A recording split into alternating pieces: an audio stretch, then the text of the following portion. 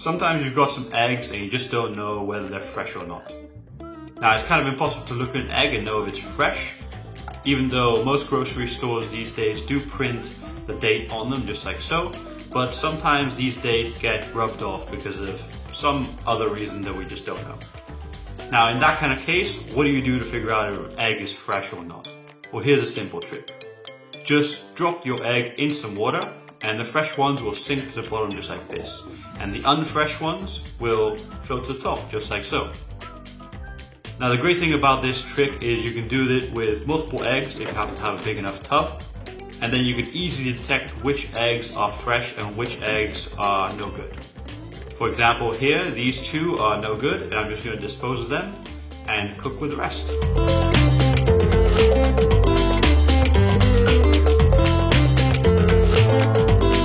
Alright, here's a trick how to peel some ginger. Normally use a gadget like this or another gadget like this. But for this we're going to use a simple and humble spoon like so. Or you can use a smaller one like a teaspoon like this one.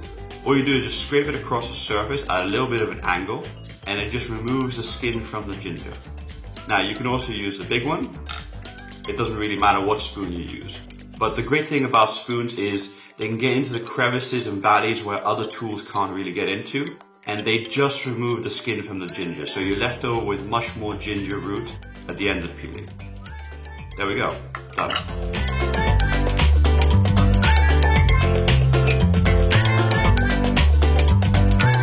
Alright, this here is the easiest mayonnaise recipe in the world. Add 2 egg yolks, one broke sadly there, and then you want to add half a teaspoon of mustard, just like so. Followed by 2 tablespoons of freshly squeezed lemon juice. And then 1 tablespoon of water. This is very important. This is the key here to make the blender mayonnaise. Then you want to add half a teaspoon of flaked salt, just like so. That was smoked flake salt. And then you want to follow that with 240 milliliters of canola oil. Now you can use any other kind of oil and you'll get different flavors of mayonnaise, but this is a very good oil to use for mayo. Once you've done that, then you want to take your hand blender and place it in. Now I like to put it in at an angle so there's no air pocket. And then you press it against your egg yolks at the bottom and start it. Now this is very important, don't pull it up until it starts to become mayo and then slowly pull it up so that it can make the mayonnaise. And once it becomes a thick consistency, you want to pump it up and down quickly while it's still on the blender. And this will create a homogeneous mayonnaise just like this. Okay, so once you've done that, just pull it out and there you go, you've got the simplest, easiest, delicious mayonnaise you can make. And there's no point to really buy mayonnaise when you can make it this easy.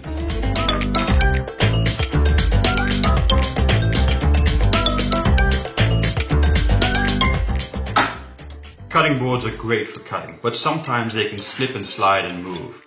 Now this can be very dangerous when you're using a big sharp knife like this. If it moves at the wrong moment, you could cut yourself.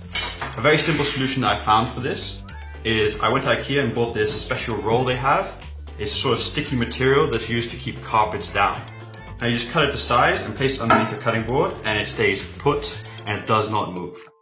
Now if you don't want to go to IKEA and get this, or you don't want to spend the very small amount of money to get this, then I got another solution for you. Just take some water and a paper towel.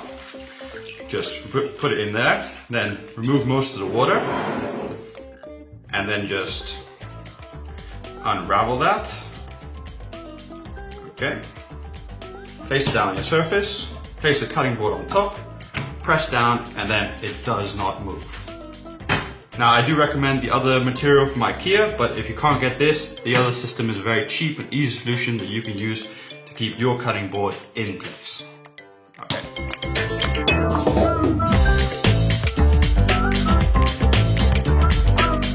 Sometimes you want to spread some butter, but when you take it out of the fridge, the butter is super hard and really hard to spread.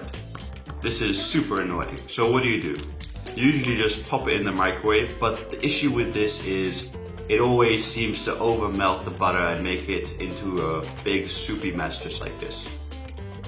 That can be very annoying. So there must be a better way. Well, there is. You take a cheese grater and then you just grate your butter stick. Yes, that's right, grate your butter stick.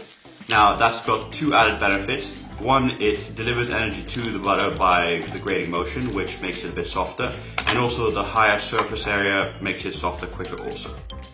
Lastly, it's in this funny, interesting spaghetti-like consistency, which now is super spreadable, so you can just spread it on whatever you want, and you have nice soft butter. Success!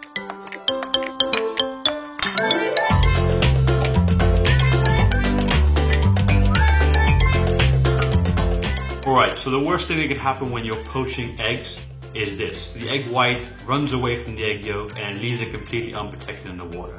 And then it just comes out all weird, like flat, and the egg yolk is completely overcooked.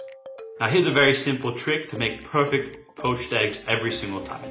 Take a little bit of cling film, place it into a bowl just like this, then crack your egg and drop it in just like so. Then pick up the sides of the cling film and just wrap it round tightly, trying to remove as much air as you can away from the egg. Once you've done that, then you just want to take a little piece of string, like this, wrap it round, and then tie one tight knot, just like this.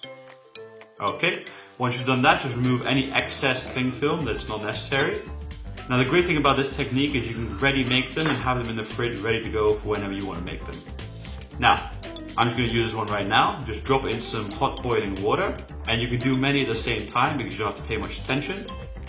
And just leave it for 4 minutes to cook, and once you've done that, then you can just fish it out just like so.